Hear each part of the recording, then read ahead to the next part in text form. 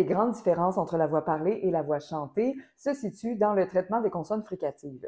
Et si on ne fait aucun ajustement quand on chante, on pourra rencontrer des écueils, des obstacles à la fois dans la fluidité et dans l'efficacité de la production vocale. Ça pourra nuire à la clarté d'élocution, à la compréhension des paroles et même mettre des barrières dans le potentiel de musicalité. Regardons ça ensemble. D'abord, que sont les consonnes fricatives?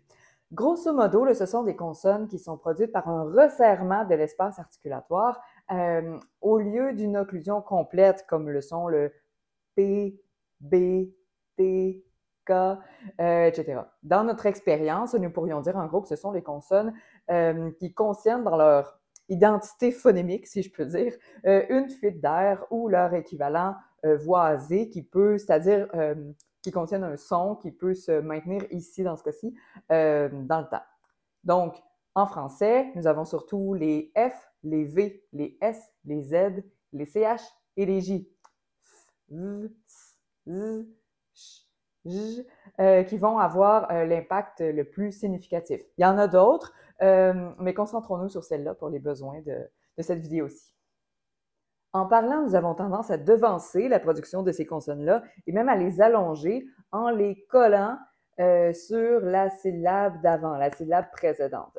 Donc, par exemple, si je dis « bonsoir », même si je m'appuie sur la syllabe soir parce que c'est mon accent tonique, ce que je dis en réalité, si je décortique vraiment, je dis « bonsoir », comme si je doublais le S.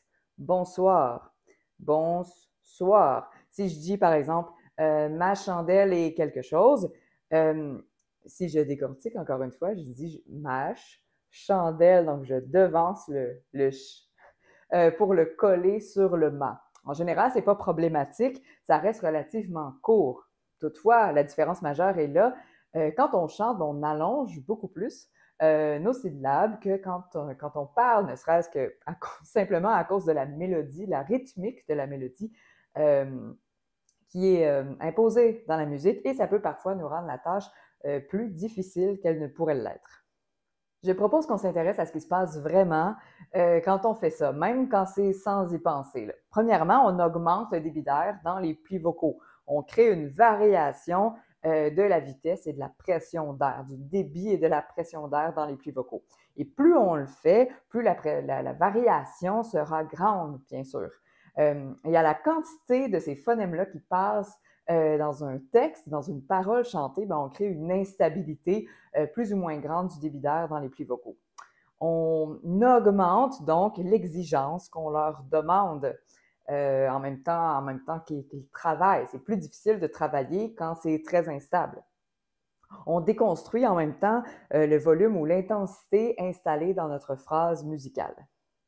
Plus mon activité vocale est exigeante à la base, là, pour mes plis vocaux, plus la note produite est aiguë, par exemple, et avec une surface de contact, une grande surface de contact entre mes plis vocaux pendant la phase fermée de la vibration, mais plus l'impact va être grand.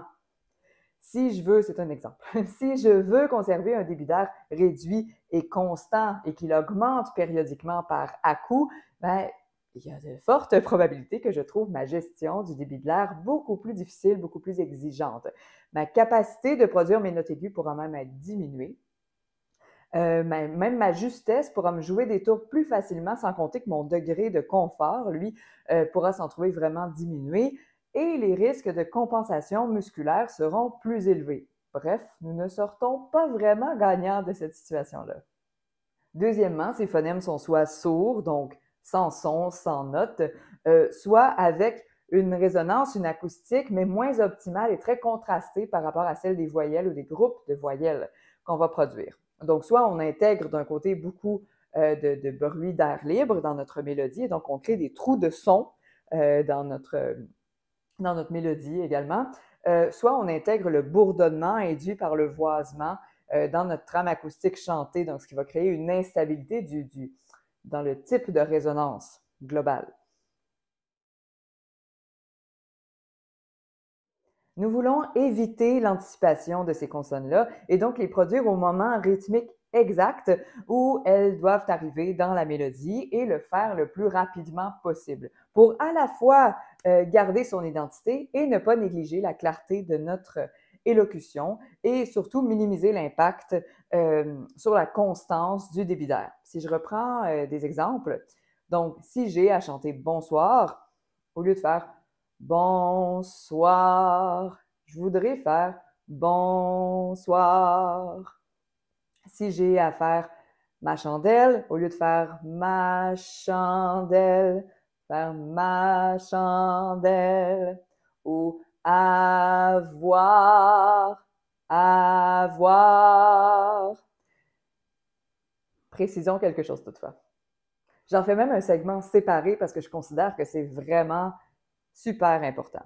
Bien sûr, ici, même dans ce que j'ai fait dans les exemples, c'est une version optimale dans le sens que c'est pour minimiser au maximum le dérangement de la constance du débit d'air dans les plis vocaux, donc qu'ils puissent travailler vraiment de façon très, très libre, stable, plus prévisible si on veut, plus libre, c'est le bon mot. Bien sûr, et c'est vraiment important, on peut faire des variations là-dedans, on garde notre liberté et notre créativité artistique.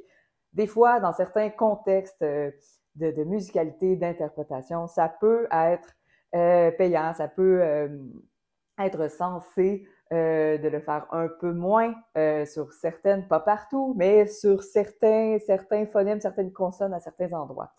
On peut choisir pour des raisons d'interprétation, notamment, comme je disais, d'allonger un peu une consonne fricative si l'effet sonore est cohérent. Et c'est là toute l'importance. On a besoin de cohérence et payant avec la trame affective de ma pièce.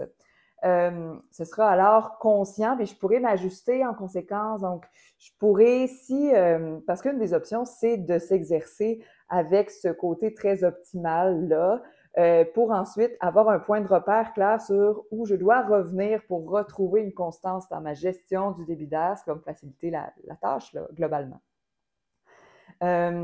Et si justement j'ai travaillé cet aspect-là en amont, mes repères sensoriels reliés à cette trame-là affective, de ma trame aussi, la trame de ma gestion de l'air, hein, les variations que j'ai besoin, va être tellement solide que je vais pouvoir revenir plus facilement.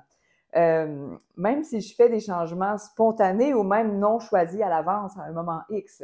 Donc, oui, on a des choix. Je peux m'être exercée, avoir fait des choix artistiques précis. Si dans un contexte X de prestation, je suis inspirée autrement, quelque chose d'autre se passe. Il y a une autre dynamique qui s'installe. Je sors un peu du chemin optimal, mais je pourrais revenir si je l'ai travaillé en amont et ne pas être pris dans quelque chose qui m'amène à rencontrer des écueils, des obstacles, qui atteint un peu tout ce que je disais tantôt, la justesse, la production de certaines notes, etc. Il arrive parfois que les difficultés rencontrées dans une phrase musicale puissent ne provenir que de ce phénomène-là. Donc, en être conscient, être conscient de son existence, de son impact, de la façon de s'en prémunir et de le travailler peut donner un sérieux coup de pouce. Si ça vous dit de bénéficier d'un accompagnement complet, autant vocal qu'artistique, venez nous joindre au gymvocal.com. Vous allez trouver plein de ressources pédagogiques et bénéficier d'un accompagnement professionnel en privé ou en semi-privé. Votre projet nous tient à cœur. Sur ce, à bientôt! Vous trouverez juste en dessous un réchauffement vocal gratuit et un défi 4 jours pour améliorer un passage vocal difficile, gratuit aussi. N'hésitez pas!